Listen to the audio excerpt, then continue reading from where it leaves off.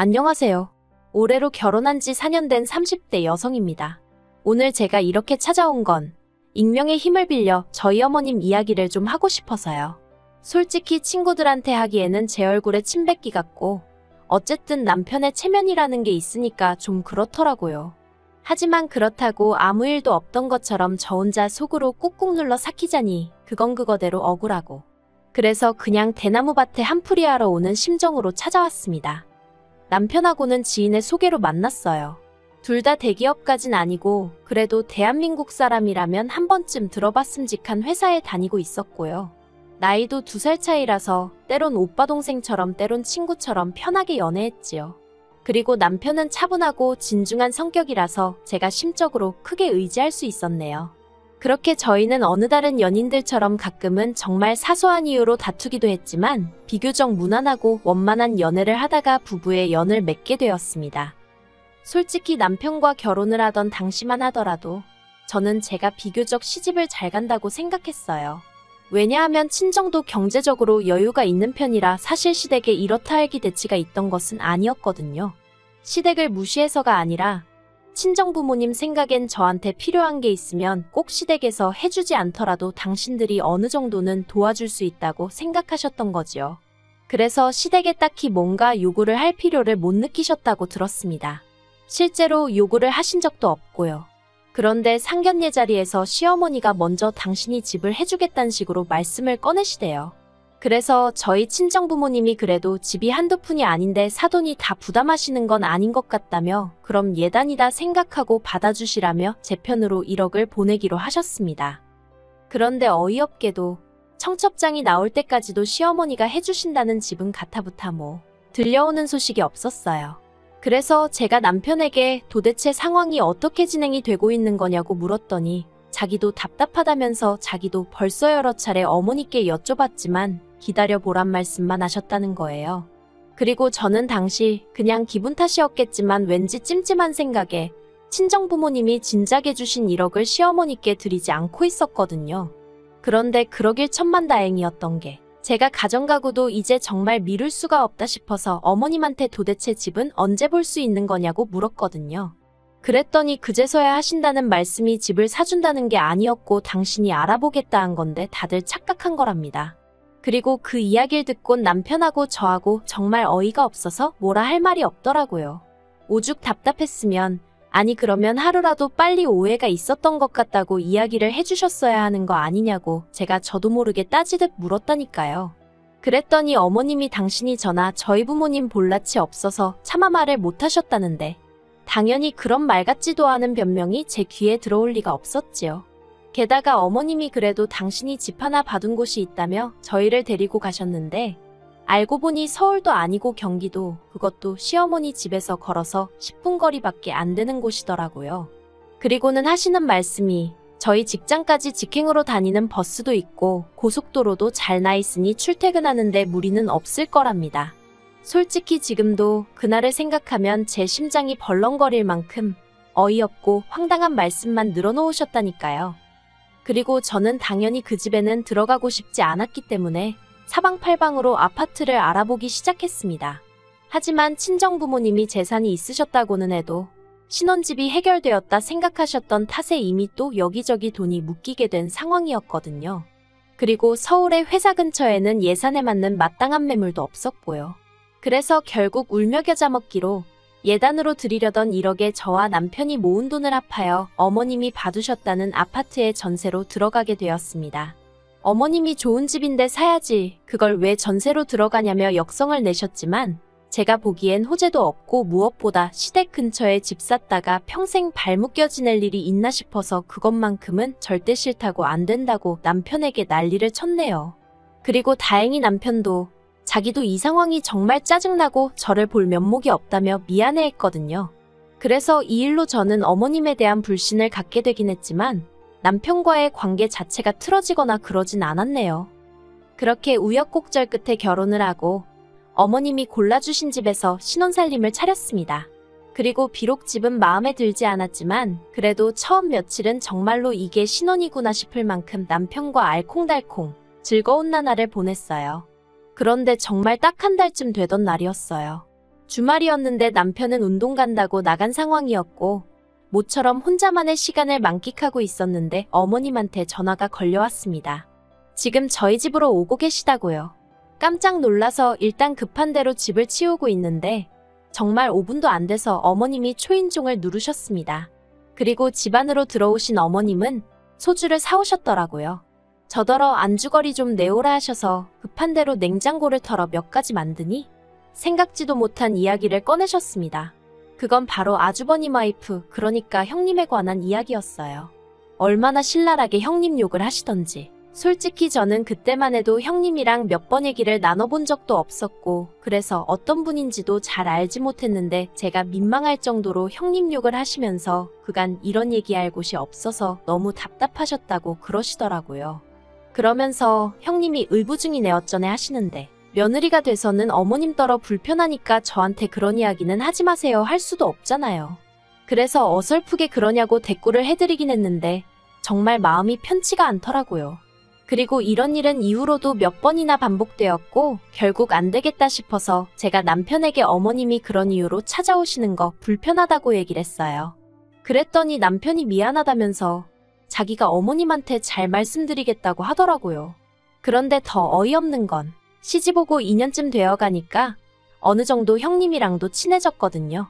그리고 그러면서 아주버님네 내외랑 저희 부부가 같이 가벼운 술자리를 갖게 되었는데 그때 형님이 말문을 열기를 실은 어머님이 제 흉을 어찌나 보던지 하마터면 제가 이상한 사람이라고 생각할 뻔했다는 거예요.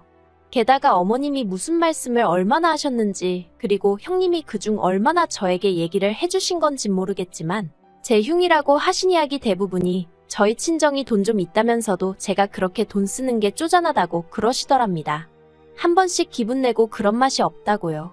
그러니까 한마디로 특별한 이유가 없으면 제가 시부모님한테 용돈을 드린다던가 선물을 한다던가 그런 건 없었는데 그게 불만이셨던 거지요. 그런데 친정이 돈이 있다고 제가 꼭 돈을 헤프게 써야 되는 건 아니잖아요. 돈을 아껴 쓴다고 욕을 먹을 줄은 상상도 못했네요. 하지만 제가 단지 어머님이 제 뒤에서 제 욕을 하셨다고 이렇게 안 보고 살겠다는 마음까지 먹게 된 것은 아닙니다. 제가 정말 어머님에 대해서 다시 생각하게 된 건 어머님이 선을 지키지 못하시고 자꾸 저희 친정 재산에 욕심을 내시고 막말을 하셨기 때문이에요. 사실 결혼할 때부터 남편과는 서로 모든 재산을 오픈한 상황이었기 때문에 제가 직접적으로 시어머니께 말씀을 드리진 않았어도 결국 다 알게 되시더라고요. 그리고 저는 저희 친정 부모님이 무슨 부도덕한 방법으로 재산을 일구신 것도 아니고 성실히 노력하여 만드신 재산이었기 때문에 그걸 굳이 숨겨야겠다는 생각도 하지 않았습니다. 그래서 시부모님이 아시게 되셨을 때도 조금 불편하단 생각은 있었지만 한편으론 친정 부모님에 대한 자부심 같은 것도 느끼고 있었어요. 물론 그렇다고 상대적으로 형편이 여유롭지 못했던 시부모님을 무시하고 그랬던 것은 절대로 아니고요. 그런데 언젠가부터 시어머니가 자꾸 저희 친정 재산을 들먹이시면서 이런저런 말씀을 한마디씩 하시는데 그게 그렇게 듣기 거북하대요. 그리고 결정적인 사건의 시작은 작년에 친정어머니 명의로 되어 있던 주택이 재개발 허가가 나면서였습니다. 앞으로도 몇 년이나 걸릴 일이었지만 친정어머니께선 그 소식으로 무척 기분이 좋으셨고 저더러 아파트가 올라가고 나면 제 명의로 해줄 테니 거기 들어가 살라는 말씀도 하셨거든요. 그리고 그 이야기를 듣곤 남편이 덩달아 신나하더니 기어이 그 이야기를 시어머니한테 한 모양이었습니다. 솔직히 제가 남편더러 시댁에 이야기하지 말라던가 그런 소리를 안 했기 때문에 남편더러 뭐하러 그런 소리를 했냐 할 수는 없었지만 그래도 짜증은 나더라고요. 그런데 그 소식을 들은 시어머니가 보이신 반응이 정말 가관이었습니다. 저더러 그럼 지금 그 집엔 누가 살고 있냐 물으시길래 외삼촌하고 외숙모가 살고 계시다고 말씀드렸거든요. 그러자 시어머니께서 그럼 그 사람들한테 얘기해서 얼른 살 집을 구하라고 하라고 괜히 헛물키면 골치 아프다고 하시는데 아무리 그래도 사돈 식구들인데 그 사람들이라고 하는 것도 좀 그렇고 무엇보다 저는 외삼촌 외숙모가 사시는 거에 대해서 아무렇지도 않고 별 생각이 없었는데 시어머니가 먼저 나서서 이래라 저래라 하시는 게 듣기 좋진 않대요.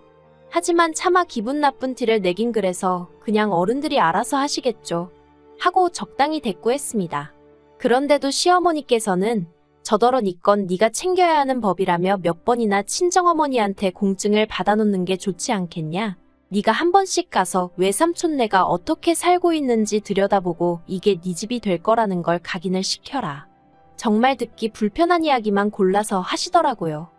하지만 저를 당황케 한 시어머니의 말씀은 그게 다가 아니었습니다.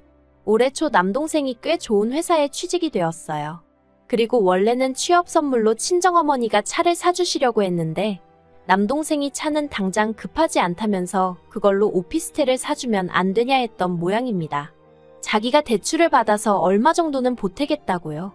그런데 친정부모님 입장에서는 20대 남자면 집보단 차에 관심이 많을 줄 알았는데 나름대로 집을 사달라고 하니까 그게 꽤나 기특해 보이셨던 모양이에요. 그래서 친정부모님이 어차피 장가갈 때 집을 해줄 생각도 있으셨고 월세도 아낄 겸 겸사겸사 미리 해준다는 마음으로 작은 아파트 한 채를 사주셨다 들었습니다. 그리고 이건 저에게도 미리 말씀하셨던 부분이고 저는 딸로서 그리고 누나로서 동생을 축하하는 마음만 있었지 그에 대해서 어떤 불편한 감정도 갖고 있지 않았지요. 그런데 문제는 이러한 대화의 일부를 남편이 듣게 되었고 또 그대로 시부모님께 알린 모양이었어요. 참고로 이때는 제가 남편더러 도대체 왜 아무 이야기나 전하는 거냐고 따졌습니다. 그랬더니 남편이 한다는 말이 그냥 장인장모님이 대단하기도 하고 그래서 자기 딴에는 자랑한답시고 한 이야기였다네요. 생각이 짧은 남편하고 결혼한 것도 죄라면 죄일까요? 아무튼 이 이야기를 들으신 시어머니께서 저더러 그러면 니네 엄마가 너는 아무것도 안 해주는 거냐며 몇 번이나 같은 질문을 던지셨어요. 그래서 저는 나중에 아파트 주신다고 하셨잖아요 하고 적당히 웃어 보이니 그건 그거고 아들 해줄 때 딸도 하나 해주는 게 맞는 거 아니냐며 차별당하는데 가만히 참고만 있지 말랍니다. 이건 뭐 시어머니가 친정어머니한테 따지고 들라고 아주 바람을 넣는 격이었어요. 하지만 시어머니의 돈 없는 참견은 여기서 끝이 아니었습니다. 저더러 앞으로도 제 거다 싶으면 바보같이 남한테 뺏기지 말고 다 쟁취해야 한다나요. 그리고 듣고 있자니 이게 도대체 무슨 말씀이신가? 친정재산을 다 가져오라는 건가? 별의별 생각이 다 들더라고요. 그리고 2주 전 시어머니 생신을 축하드리기 위해 아주버님네와 같이 모이게 됐는데 또 시어머니가 친정에다 재산이 어쩌고 하며 말문을 여시길래 제가 시어머니더러 친정에서 재산을 저한테 줘도 남편하고는 아무 상관없는 거 아시죠 하고 한마디 하고 말았습니다.